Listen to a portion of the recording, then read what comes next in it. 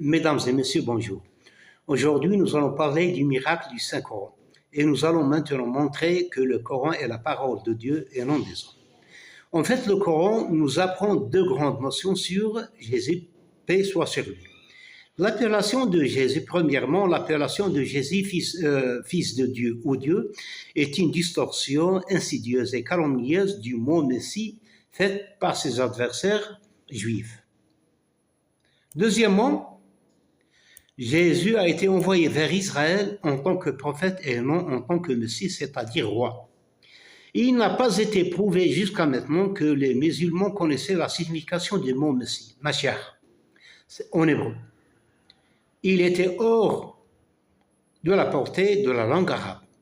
Il ne savait pas non plus que ses adversaires juifs l'interprétaient, c'est-à-dire interpréter le mot Messie, d'une manière insidieuse comme fils de Dieu ou Dieu, dans le but de le déclarer blasphémateur et devant les 72 juges du Sanhédrin, c'est-à-dire la cour suprême juive, et ainsi le tuer pendu à un bois méritant la malédiction de Dieu. Ça, Jésus est cité dans le Coran 35 fois, réparti comme suit. Le mot Messie, il revient dans le Coran 11 fois. Le mot Isa, 25 fois. Le mot Messie est utilisé dans le Coran spécialement lorsqu'il s'agit de réfuter la divinité ou la filiation divine de Jésus.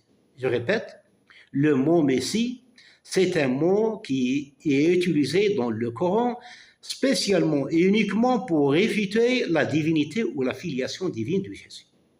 Ça n'existe pas dans d'autres contextes. Exemple, Surat Al-Maïda 72, ce sont certes des mécréants ceux qui disent en vérité Allah c'est le Messie, fils de Maryam.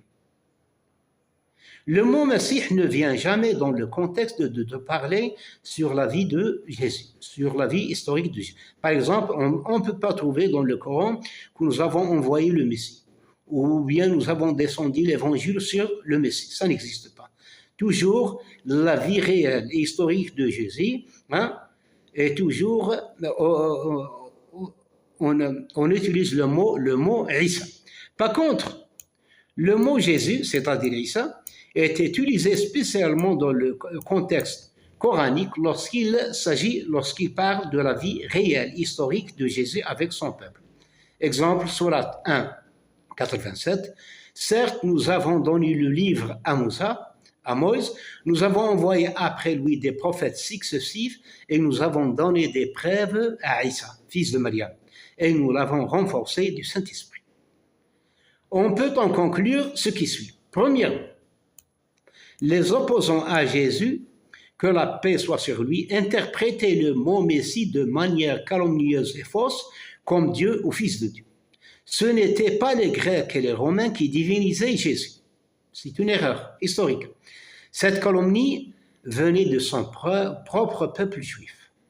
Deuxièmement, Jésus est venu vers son peuple Israël en tant que messager, c'est-à-dire Rasoul, et non en tant que Messie, c'est-à-dire roi.